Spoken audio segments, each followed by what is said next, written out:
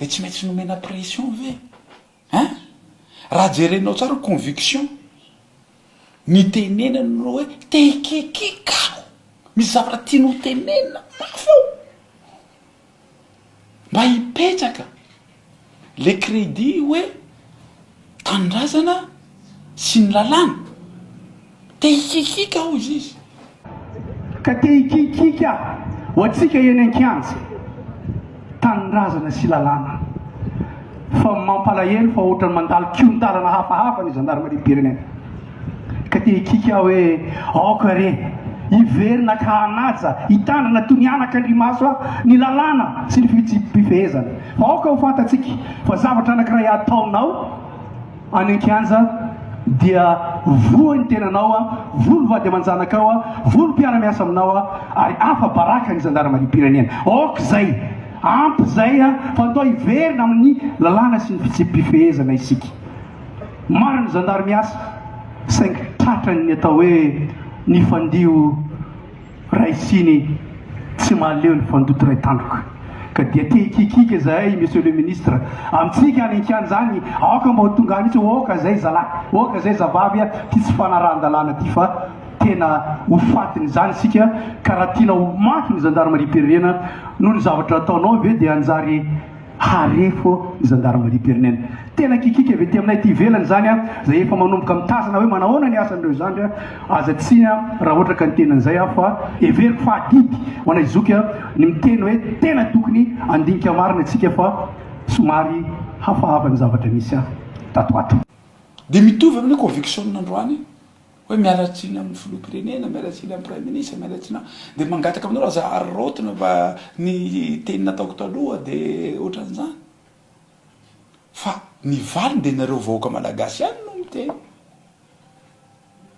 hoe ahoana ny fahatsapahantsika azy misy teny zay hoe ny zandary ny teny hoe ny lalàna rehefa antaninao am'izay zandary hoe tia ny lalàna ohatra tsy le lalàna ny terenay fa baiko ny azonay tanao tsy mitovy ane re tompoko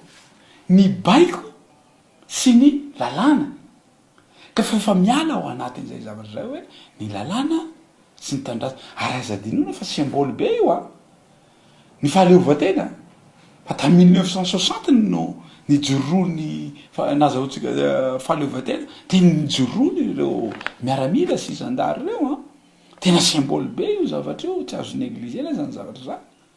fa aoka re tompoko tsy zahay mpanao politika no ametraka pression na any amin'ny fitsarana io naiza naiza fa raha mijoro ianareo tsy afaka manao ninina zahay mpanao politika fa zahay mpanao politika ny mampigadra olo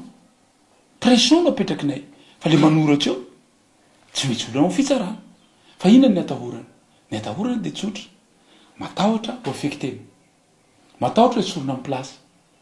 matahotra hanovana an'izao fa raha mijoro ray taona reo affectena izy zay olona ho tendrena eo tsy mandray ray taona tonga saina zahay mpanao politika hoe tena mijoro reto olona reto tsy afaka hanovana an'izany tonga saina zahay tahaka an'izay koa ny zandary rehefa mijoro zareo hiaro ny vahoaka sy ny fananana tonga saina ihany zahay ary zahay ane matahotra zandary tsotso haitsika zay fa le olana tonga lasa manipulé omena pression na ny administration na ny amin'ny force na ny amin'ny fitsarana de lasa simba le fiarahamonitsika de tsy mipetraka hoe firenena tandalana isika eto a Madagasikara ka izay no itenenako io hoe fitiavatanjazany io ny vahoaka raha vahoaka madinika hitatsika mitolona mihitsy mitady an'le zony ka isika nomena toerana koa tokony mbo hijorotsika tsy zahay mpanao politika no ametraka pression de arahana iny fa mijoroana reo miady tokony ataon'ny fitsarana reny zavatra